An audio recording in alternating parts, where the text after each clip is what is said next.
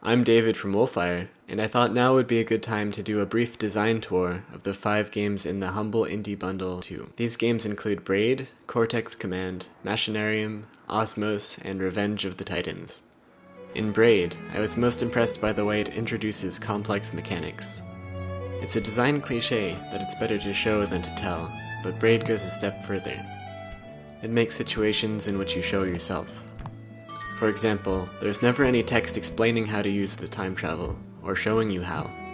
Instead, the first time you die, the game simply displays an icon suggesting that you press Shift. When you press Shift, you can quickly get an idea of how the time travel works.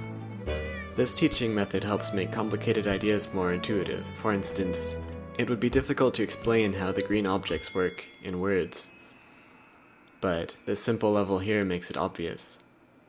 The only thing you can do here is jump down and take the key, and then rewind because there's nothing else to do. Once you rewind, you see that the green key comes with you, and understand how green objects move with you through time. This approach of giving the player control of their own pacing is reflected in the whole structure of the game. The goal of each world is to collect the puzzle pieces in order to complete the jigsaw puzzles, but you don't have to collect them in any particular order. You can walk from one end of a world to the other without collecting a single puzzle piece, and you'll still unlock the next world. This also allows puzzles to be much harder, because if you get stuck, you can just do some other puzzles and come back later, instead of quitting in frustration. So, the aspect I found most important in Braid was the way it would teach very complex mechanics, while allowing the player to maintain control of the experience. The next game is Cortex Command. This game doesn't have a smooth learning curve like Braid. Instead, like Minecraft, the beginning is the hardest part. There's a tutorial level that teaches you the controls, and then tells you to destroy some nearby robots. However, these robots are much stronger than you, and will almost certainly kill you and demolish your whole base. The only way I could find to beat them is to order some supplies, and then commandeer the supply ship and use it as a missile to explode the enemy robots. The fact that it's even possible to do this is what makes this game stand out for me. It has a very detailed simulation and provides few limits on what you can do with it. I find that even with such a rough learning curve, the richness of the rule set makes every mission into an interesting story. You can also make your own bases using the in-game editor. Here I'm making a base for a scrappy soldier who'll just be armed with a rifle and a Molotov cocktail. Oops. You should make sure to spawn Molotov cocktails on the ground and not above it. Anyway, Cortex Command is interesting to me because its complex simulation very effectively conveys the feeling of battlefield chaos. And even though it's very hard to succeed, the complexity ensures that you fail in an interesting way. Osmos is the polar opposite of Cortex Command, in that it's all about elegance and simplicity. It has just 2 rules, really. Spheres move in accordance with Newton's laws of motion, and bigger spheres absorb smaller ones. What makes the game challenging is how these rules interact at a large scale, causing complex behavior to emerge. The music and visuals both reinforce a calm, contemplative feel, and the controls support this theme by encouraging careful and deliberate movement. You can only move by ejecting a piece of yourself in the opposite direction, so you're encouraged to choose your moves wisely.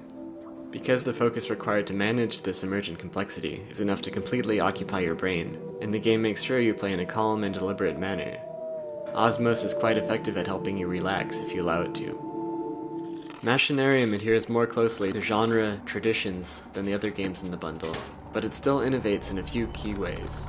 Like Osmos, it goes out of its way to encourage deliberate action. Machinarium does this by making it so you can only click on objects that are within reach of your character. This prevents you from just clicking all over the screen, and encourages you to actually form a plan. Another interesting decision in Machinarium is how the characters communicate with animated thought bubbles. These allow for very efficient communication of visual ideas, and make the game globally accessible without having to translate lots of text. The thought bubbles are also used effectively for flashbacks and daydreams in-game. The last innovation that I enjoyed is the in-game walkthrough. If you get stuck, like I did a few times, You can click the walkthrough button and play a brief minigame to access an illustrated solution. I like the minigame idea because it helps you feel like you still earned the solution, and discourages using the walkthrough unless you really need it. Aside from those innovations, this game is more focused on the craft of making a good adventure game, with its novel setting, appealing characters, and tricky but logical puzzles. Revenge of the Titans is remarkable, partly because it addresses a common problem in tower defense games. What do you do after you've created an unstoppable defense? The game addresses that in two ways. First, your resources persist throughout the entire game. If you spend too much on one level, or use too many power-ups, you might not have enough for the next one.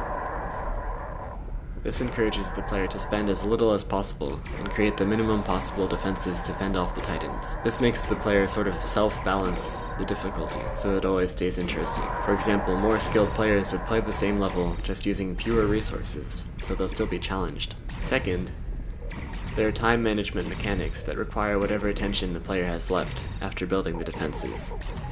For example, you have to manually choose when to reload each turret.